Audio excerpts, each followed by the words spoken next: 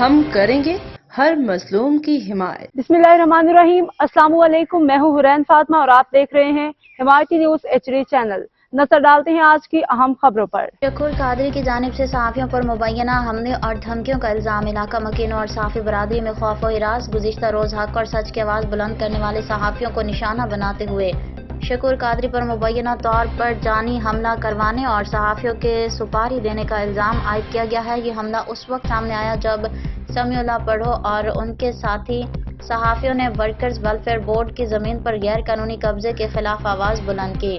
متاثرہ صحافیوں کا کہنا ہے کہ اگر انہیں یا ان کے ساتھیوں کو کوئی نقصان پہنچا تو اس کی تمام تر ذمہ داری شکور قادری اور اس کی ٹیم پر عائد ہوگی۔ قبضہ مافیا کا خوف۔ شکور قادری مبینہ طور پر لیبر سیکوائر کے مکینوں کے لیے خوف و دہشت کی علامت بن چکا ہے۔